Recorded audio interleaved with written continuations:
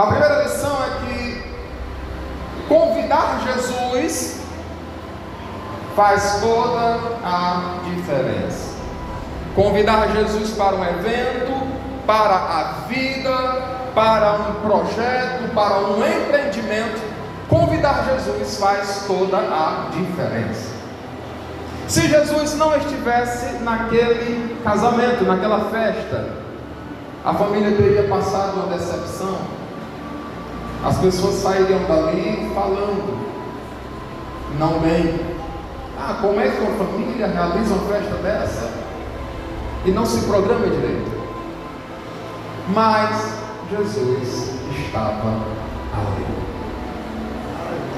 Precisamos contar com Jesus. Precisamos convidar Jesus para estar em nossa vida, porque o curso dela terá sucesso. Precisamos convidar Jesus para estar na nossa igreja, na nossa congregação, porque nela haverá sucesso. Precisamos convidar Jesus para os nossos empreendimentos, para os nossos negócios, porque só assim eles terão sucesso. Tem gente que não convida Jesus para os seus negócios e as coisas não dão errado, e aí às vezes a gente quer jogar a culpa em quem não tem, em Deus. Precisamos convidar Jesus. Jesus esteve naquela festa e por isso tudo ocorreu bem. Não houve solução de continuidade. A festa foi um sucesso porque Jesus estava ali. Aprendemos nas Escrituras que onde Jesus está, onde Ele esteve, no relato dos Evangelhos, aconteceram bênçãos. Só aconteceram bênçãos. Cura, libertação, salvação, aprendizado das palavras divinas. Onde Jesus esteve, só ocorreu bênção. Em Mateus capítulo 8, Jesus chega com seus discípulos na casa da sogra de Pedro, e ela está acamada e com febre. Não é uma febre simples para deixar alguém acamado, mas falam dela para ele. Ele vai até ela, toca nela, ela é curada, e o texto diz: e passou a servi-los. Onde Jesus está presente, há cura. Se você veio aqui nessa noite também em busca de cura, esse lugar é um lugar de cura, porque Jesus está presente aqui nessa noite. Onde Jesus está, há libertação. Lembro-me do homem de Gadara, capítulo 5 de Marcos. Falei aqui, mencionei aqui sobre ele outro dia passado. Um homem que vivia fortemente influenciado, e não somente influenciado, mas possesso pelo diabo. Tinha uma vida anormal, vivia entre os sepulcros, tinha um desejo ou sentimento de morte, se feria com cacos de pedras, tinha forças extra-humanas, esmigalhava as correntes com as quais eram presos, tinha angústia na alma porque vivia de dia e de noite clamando pelos montes. Mas Jesus chega ali e aquele homem é liberto, passa a ter uma vida diferente, transformada, liberta do poder do diabo, porque onde Jesus está, onde Jesus chega, libertação acontece. Se entrou alguém aqui nessa noite precisando de uma libertação, aqui é lugar de libertação, porque Jesus está presente. Onde Jesus está, a salvação acontece. Jesus passa certo momento por Jericó, e um homem chamado Zaqueu, que tinha uma vida não muito legal, não muito bacana, vivia, mesmo sendo rico, mas à margem da sociedade, era mal visto pelos seus contemporâneos, porque cobrava impostos para a nação inimiga, para o império que os dominava, e além disso metia a mão nas finanças dos hebreus, dos seus compatriotas, e por isso era odiado. Mas aquele homem tinha algo bom, e a gente vê isso no versículo 2, capítulo 19 de Lucas, versículo 2. Ele desejava saber quem era Jesus, ou ver quem era Jesus. A pessoa pode não valer muita coisa, e na afirmação de alguém não valer nada, mas se ele tem no seu íntimo um desejo de ver Jesus, Jesus vai encontrar com ele. Jesus vai ao encontro dele, Jesus vai buscá-lo. Jesus pousou na casa daquele homem, pernoitou na casa daquele homem, e depois que ele dá demonstrações de um verdadeiro arrependimento, Jesus se levanta e diz: hoje veio salvação a esta casa. Onde Jesus está, há salvação. Convidar Jesus faz toda a diferença. Mas como convidar Jesus hoje? Para a minha vida, para a minha família, para os meus projetos, para os meus empreendimentos. Como convidar Jesus hoje? Ora, através de declarações, chamando Ele e a sua presença. Através da oração nós convidamos Jesus.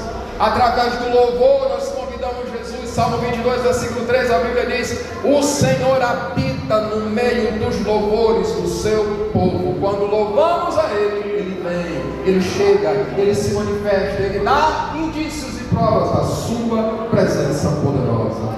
Como convidar Jesus? Através da oração. Como convidar Jesus? Através de atitudes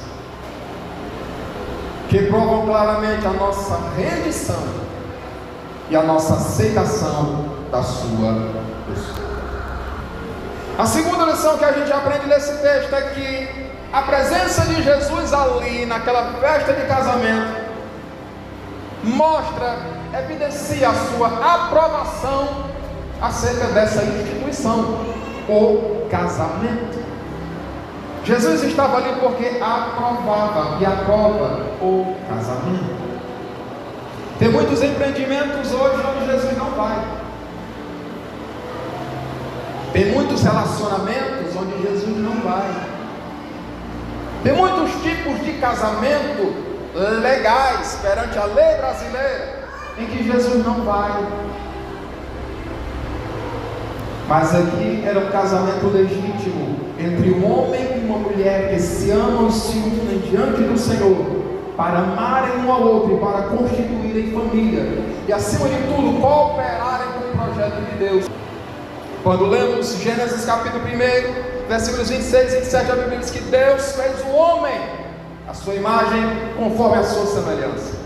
E o homem ali é um termo geral, genérico, que abarca o homem e a mulher. Mas no mesmo versículo a Bíblia diz: macho e fêmea os criou. No versículo do capítulo 2, versículo 18, é Deus quem diz: não é bom que o homem esteja só. Quem quiser falar diferente, quem quiser pensar diferente, pense. O que Deus diz é: não é bom que o homem esteja só. Graças a Deus pela vida e existência das mulheres. No mesmo capítulo 2 de Gênesis, versículo 24, depois que Deus toma de Adão a costela e dela forma a mulher e traz para ele, Adão fica maravilhado, vislumbrado, até vira poeta e diz: esta é com certeza osso dos meus ossos e carne da minha carne, será chamado varão, porquanto do varão foi tomada. Versículo 24, ele diz coisas que aprendeu de Deus e não simplesmente palavras dele. Portanto, deixará o homem o seu pai, a sua mãe, e unir-se-á ou apegar-se-á a sua mulher, e serão dois ou ambos uma só carne. Homem, nesse versículo, capítulo 2, versículo 24, é Ishá, a palavra hebraica, que significa homem, significa macho, significa homem macho, em contrário à mulher. E a palavra para mulher nesse versículo é Ish, que significa mulher, fêmea, ou mulher e fêmea em contraposição ao homem. Quando você diz em português Ish, sem querer você está pronunciando uma palavra hebraica, o som de uma palavra hebraica que significa homem, Ish, e Ishá significa mulher. Na essência desses termos usados na Bíblia, é mulher, fêmea ou homem macho. A relação que Deus aprova, o casamento que Deus aprova, é monogâmico, de um homem com uma mulher. É heterossexual, um macho com uma fêmea, e é indissolúvel, eles se unem e se tornam uma só carne. Jesus estava nesta festa de casamento dando a sua aprovação, e esta é uma das lições que a gente aprende aqui. Aqui não temos compromisso com filosofia e nem mesmo com a lei brasileira, quando ela contrariar a palavra de Deus. O nosso compromisso aqui, o nosso negócio aqui é com a Bíblia Sagrada, a palavra de Deus. A terceira lição que podemos aprender nesse texto é que em algum momento da nossa vida, da nossa existência, dos nossos negócios, dos nossos empreendimentos, aquilo que traduz a alegria, o prazer e a satisfação poderá acabar. O vinho acabou. O Salmo 104, versículo 15, relaciona alegria com vinho. Salmo 104, versículo 15.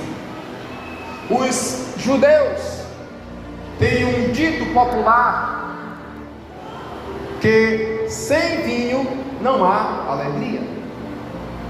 A Palestina, desde muitos tempos, desde o início, foi uma grande produtora de vinho, de diversos tipos de vinhos. E nessas festas era servido, claro, como está bem claro aqui no texto, vinho para os convidados. O vinho acabou, seria um desastre para aquele evento, mas Jesus estava ali. O vinho poderá acabar. Aquilo que traduz alegria, prazer, satisfação, em algum momento poderá acabar. Mas você será bem-aventurado, eu serei bem-aventurado se Jesus estiver conosco. Porque mesmo quando tudo aqui embaixo acaba, Ele ainda tem para nos dar. Quando as portas aqui se fecham, Ele é aquele que abre e fecha portas. Quando a provisão aqui embaixo parece acabar, Ele ainda tem provisão para nós. Os irmãos lembram de Elias, que sofreu também consequências da seca que veio sobre todo Israel, e Deus manda ele para viver, habitar é o termo, junto ao ribeiro de Querite. Ele tomaria da água daquele ribeiro enquanto permanecesse água ali, porque iria secar. E Deus ordenou aos corvos que trouxessem a ele carne e pão 2 vezes durante o dia.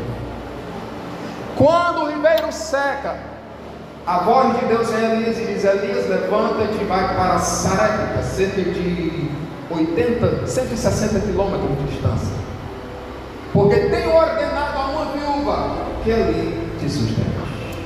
Quando a provisão acabar aqui, Deus tem para você provisão ali. Quando a porta se fechar aqui, Deus abre outra porta lá. E muitas vezes Deus não precisa de abrir porta nem fechar porta diante dos nossos olhos. Com portas fechadas, a mulher viu o azeite multiplicar como um milagre e provisão de Deus. Está fechada a porta, não importa. Está aberta, não importa. Deus é o dono do milagre. Ele não depende de portas.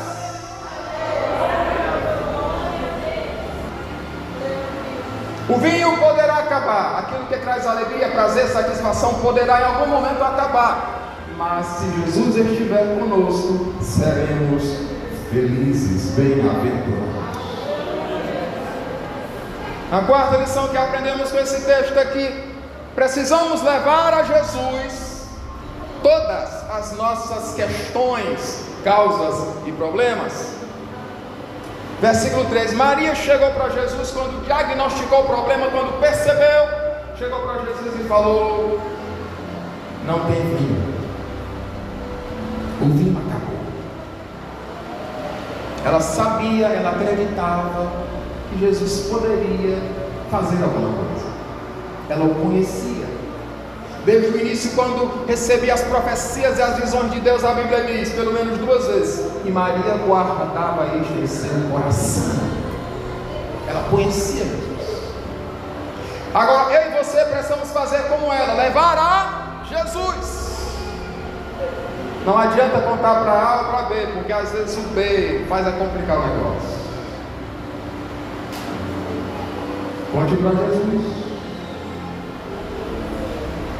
A solução está nele? Conte para Jesus. Conte para Jesus. Ela disse: não tem vinho. E agora? Como é que vai ficar essa família? Constrangida? Em apuros?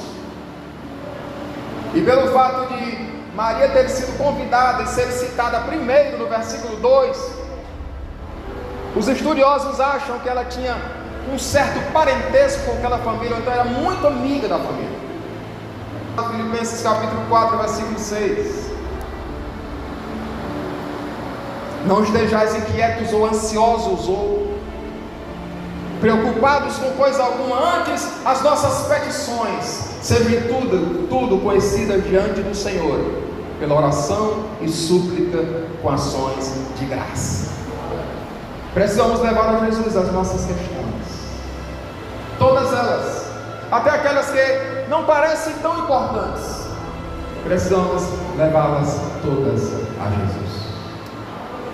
Não tem vinho, surgiu o problema, você diagnosticou o problema, você percebeu o problema, corra para Jesus. Corra para Jesus. A quinta lição é acerca da obediência. A obediência a Deus possibilita desfrutarmos de bênçãos e milagres da parte de Deus.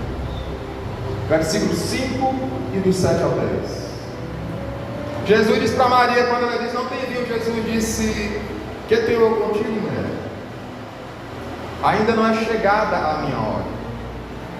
O termo mulher usado naquela época era normal e era um termo de respeito. Jesus não está desrespeitando a sua mãe.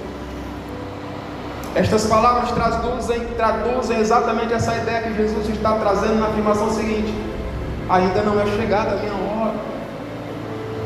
Tudo tem um tempo. O Paulo até falou aqui já sobre isso. Tudo tem um tempo determinado por Deus. Mas embora Jesus tenha dito isso, ele fez. Ele atendeu a solicitação de Maria. E disse aos serventes ou empregados naquela festa: enchei de água essas talhas. A talha é um grande reservatório de pedra. É como se fosse um jarro enorme. Mas não é a nossa ideia de jarro. É feito de pedra mesmo, de rocha. Eles tiram um pedaço, um bloco, e fazem uma abertura ali no meio. E o escritor bíblico diz, usa metreta com uma medida entre 80 a 120 litros. Cada uma daquelas talhas cabia, comportava no seu interior. E era usado para a purificação dos judeus. Eles lavavam mãos, pés e utensílios, especialmente em eventos como esse, festas. E Jesus disse para os serventes: enchei de água essas talhas. Primeira ordem. E o que os serventes fazem? A Bíblia registra: e encheram-nas até em cima. Obedeceram. Arrisca em detalhes o que Jesus disse. Jesus disse: enchei, e eles encheram até em cima, a porta. Aí Jesus dá uma segunda ordem, depois que as talhas são cheias, pelo menos em média 500 litros de água tinha ali nas seis. Aí Jesus dá a segunda ordem: tirai agora e levai ao mestre-sala. O mestre-sala era o responsável pela qualidade das bebidas e da comida, especialmente. Ele cuidava de outros detalhes, mas especialmente disso, a comida e a bebida, o controle de qualidade era com ele. E levaram até o mestre-sala a água feita vinho. Por que o milagre aconteceu? Por causa da obediência. Jesus disse: enchei de água essas talhas. Se eles não tivessem enchido, não teria acontecido. Levem agora. Eu imagino que quando Jesus diz agora, é o momento em que acontece a química, a transformação. porque até então era água. E eles levaram, obedeceram, não questionaram. Mestre, nós colocamos água. O que tem a ver levar água para o mestre Sala? Que acabou foi o vinho. Conjectura minha. Eles não questionaram. O termo bíblico é claro. Jesus diz: encham, e eles encheram até em cima. Levai agora. E levaram. Obedeceram. Quando Deus diz para a gente fazer A e B, temos que fazer A e B, senão o milagre não acontece. Os serventes obedeceram, e o milagre da transformação aconteceu. Só haverá milagre, só haverá bênção na nossa vida, na nossa família, se obedecermos a Deus à risca, com cuidado, nos detalhes. Lição de número 6. Tudo que Jesus faz é aprovável e de qualidade superior. E a Bíblia já diz nas palavras de Paulo: ele faz muito mais, abundantemente além daquilo que pedimos e pensamos. É assim que nosso Deus age, de maneira poderosa, de maneira sobrenatural. Nós sabemos que Deus faz milagres, realiza proezas, mas toda vez que Ele faz, a gente fica admirado, porque Ele supera as nossas expectativas. O mestre Sala provou da água feita vinho, é o termo bíblico, a expressão bíblica, a água feita vinho. Ele prova e aprova. Chama o noivo, quero falar com você aqui. O que está acontecendo? Você quebrou o protocolo. Todos, num evento como esse, colocam primeiro o vinho bom, e depois, quando já tem bebido bem, e essa expressão no grego é architracrines, quase parecido com traquino, que quer dizer embriagado. Quando bebem muito e já estão embriagados, aí se coloca um vinho inferior. Mas você fez o inverso, você conservou até agora o bom vinho. Ele aprovou, embora não soubesse que foi uma obra de Jesus, mas aprovou. Tudo que Jesus faz, tudo que Deus faz é aprovável, aprovado e de qualidade superior. Se Jesus está na sua vida, se Jesus está na sua família, Ele vai sim realizar coisas, milagres. Ele vai intervir quando for necessário. E tudo que Deus faz é agradável, é bom, é de qualidade superior. Tudo desde o início. Gênesis capítulo 1, versículo 31. Depois que Deus cria todas as coisas pela ordem do dia, aí o próprio Deus diz, o texto bíblico registra dizendo: e viu Deus tudo quanto havia feito, e eis que era muito bom. Não simplesmente bom, mas muito bom. E a lição de número 7, para encerrar, é que os milagres divinos têm propósitos bem definidos. Deus não vai realizar milagres só porque eu quero, só porque o José Pereira diz assim: Deus, mostra que tu é Deus na minha vida. Para quê? Ele é Deus. Ele é Deus. Ele criou todas as coisas, controla todas as coisas, conserva todas as coisas, e só faz milagre quando quer fazer. Ele só faz o que Ele quer fazer. Salmo 115, versículo 3: mas o nosso Deus está nos céus e faz tudo o que lhe apraz. Ele faz o que Ele quer, o que agrada a Ele. Esse milagre específico tinha um objetivo tríplice. Você vê no versículo 11: iniciar os milagres de Jesus, ou principiar os seus sinais, o primeiro milagre. manifestar a sua glória, e terceiro, fazer com que os seus discípulos crescem nele. A partir daquele momento, os discípulos creram em Jesus, de que ele era divino, Jesus, o Filho de Deus. Os propósitos, os milagres de Deus têm propósito. Portanto, quando Deus fizer um milagre na sua vida, saiba que Deus quer alguma coisa, Ele tem algum propósito, Ele tem algum objetivo. Os milagres de Deus têm propósitos. Quando lemos Lucas capítulo 23, versículos 8 e 9, Jesus está sendo levado para ser julgado por Herodes. Lucas capítulo 23, versículos 8 e 9.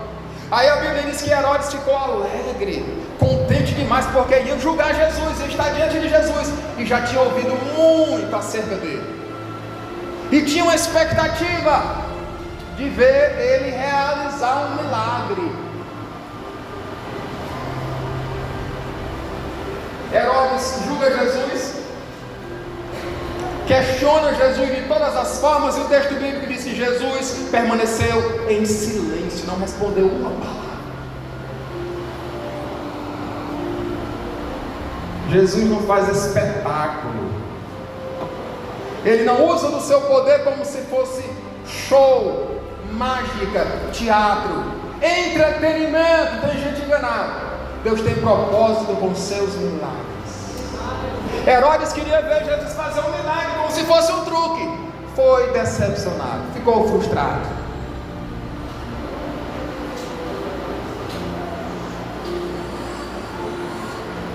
Principiar o ministério de Jesus, manifestar sua glória e permitir ou fazer com que os seus discípulos cresçam nele. Se você puder, fique de pé em nome de Jesus.